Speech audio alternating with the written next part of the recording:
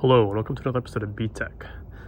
Today we're going to be working on my 2006 Rav4, which has the custom Bilstein suspension to give it a 2-inch lift with springs, struts, as well as spacers, sway bar linkage extenders, or extended sway bar linkages. It's also got the hub-centric spacers to extend it an inch at each wheel. It's a total widening of 2 inches. We've got slightly taller, wider tires on there. The thing we're going to be working on today is I got the kit from Northwest Performance, which will link in the description. Really great company. Problem is I forgot to tell them that I have a lot of extra weight in the back, which I'll be showing you in the Rav. We keep chainsaws, a secondary battery, electrical system back there, and a bunch of other stuff. So it's sitting 1/2 inch lower in the rear just when I'm driving around. And then if I hook up a bike rack or a trailer to it, it really squats down in the rear way too much. So we're going to be putting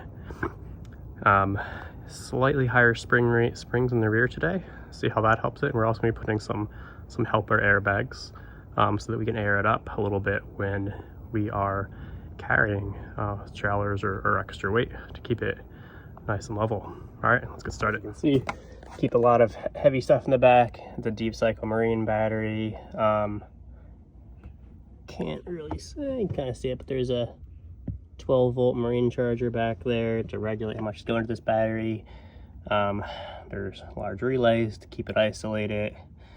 Chainsaw, angle grinders, bunch of tools, tow straps, wires, chains, and other stuff that really adds up in the weight, especially since it's so far back here. Fits all nicely under here, which I really like.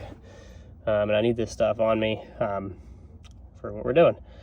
We also have a little bit of weight we keep up on top with a few tools, but it's mainly this stuff down here that we're going to be compensating for. So if we use the tow hitch, we are nice and balanced.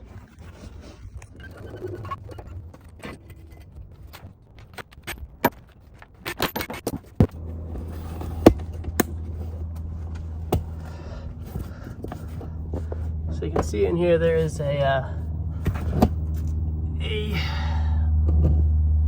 sway bar bolt we're going to take out. The sway bar has to come out to let the control arm drop all the way down.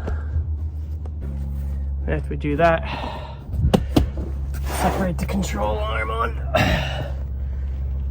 this side, so you can see it right there at the bottom of the brake disc, and we can push it down just by hand and pull out the spring and put the new spring and helper bag in. You can see there's the Bilstein strings, shocks. You see there's adjustable arm here. We also have an adjustable tow arm there, neither of which are stock. But if you're going to do any changes to your suspension in the rear, you need both of those, or your tow and your camber get really wonky really fast. We have adjustable pieces in the front too. I'm not going to show you today because I was working on the back that allow us to make those corrections for when you're doing your alignment. You can also see here that these are not the stock brakes. Obviously this is the spacer. These are oversized brakes. They're 4-piston in the back, 6-piston in the front. Vent it, slot it, cross drilled. Best upgrade I've done to the Rav. I've had these on here for over 4 years now, and when you're loaded up especially, but even when you're just doing a lot of hard mountain driving, which is things sees a lot of, the stock brakes just overheat way too easily. With these in the front and the back, I've never overheated the brakes ever, and we drive really hard in the high Sierras. And honestly, these brakes, like a lot of racing brakes, they don't bite super well when they're cold, but once you warm them up, they bite really well. And I've never been able to push them hard enough to get them to fade. I'm sure someone could, but for a Rav4, these are absolutely incredible, and they were nice and easy to install. They will not fit the stock rims. I do have I think I have the 18-inch rims on there, but In the back they'd fit fine, but in the front they need the spacer, and you're not just going to widen the front. And there's smaller ones you can get as well, but I can put links to the kit that I got for the Rav that I could not be happier with.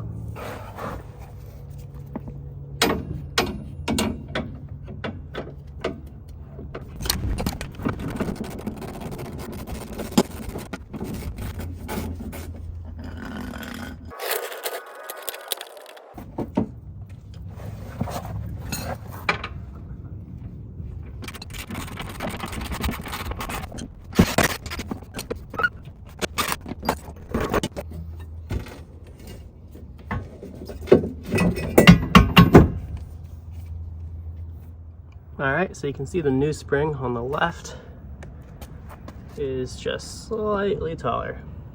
That's what you want.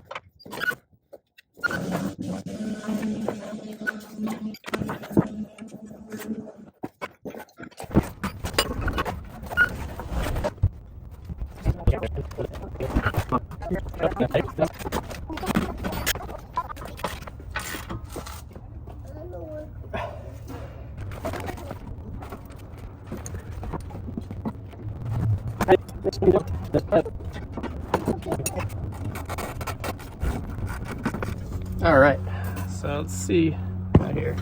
Got the upper protector in, top of the spring, the airbag in, bottom protector. Get the line just coming out here. Once we get the other one in, we can do some measuring and mounting of the line.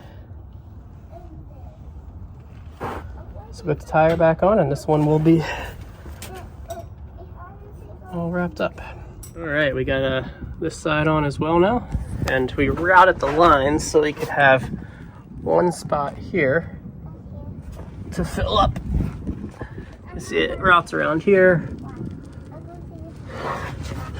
and then back here to the T. On the rear diff, there's an 8mm threads right here. What I did is I just took some stainless steel pieces here and tighten this down so it hold on really tight there. And then these wrap, I have to pull it up under the exhaust and keep it away from the drive shaft, and loose enough so that it has some to move around and up into each piece, each airbag here. You see it goes in and under. So let's get it back down on the ground, and I'll get like 5 psi in there, which they recommend for the minimum, and I'll see how everything looks. This is after driving around. We're now a 1/2 inch higher in the back instead of a 1/2 inch lower in the back, measuring to the running board.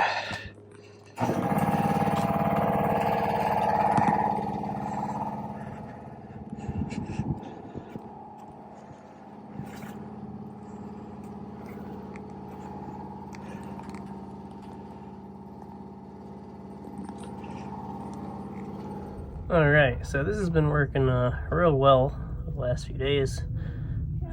The downside is I don't like how that air line kind of droops down that much. I've just been driving on the road, but as soon as we drive on that off-road, get caught on rocks or sticks or something. So what we're gonna do is right where it comes out from the bottom is put a stainless steel right angle on. That way we can run it much closer to the control arm there. And in the process, shorten up the line a little bit. So let's get started.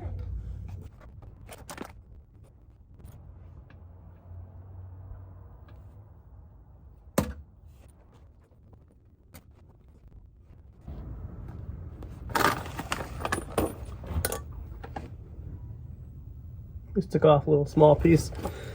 Let's see if I can get you in there. Let's see it here. So by putting that right angle in, stainless steel,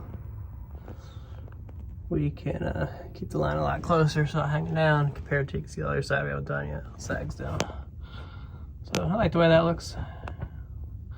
On to the next one. All right, so we got this side down now too. This side over there. You can see how much more flush it is. We're gonna air it back up, get it down, and take it for a quick test drive, and we'll be done. All right, so we're back at the Rav, and since driving around for a few thousand miles with these, they're holding air nicely, and the spring rate's nice, but they're starting to make some noise. Not sure it's because it's a little colder out. Maybe the spring is tighter around them, but they make these creaky noise. You can hear it at low speed. So what we're gonna try to do, you could probably just deal with it, but what we're gonna try to do is put this heavy duty CRC silicone lube on. I've never tried this stuff before. I've used silicone lube in the past, spray on silicone lube for dealing with suspension creaks, and it's worked pretty well, and I've had good luck with CRC products, so we're gonna try it out. So we're just gonna spray it liberally around where the blue inner boot is.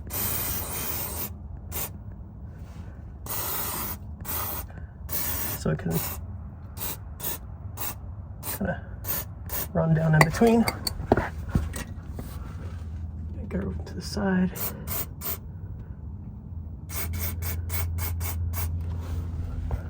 Get over this side.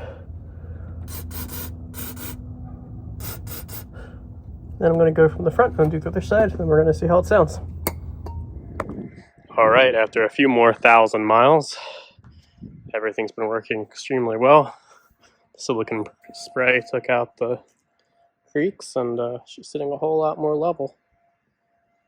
So, very happy. Until next time.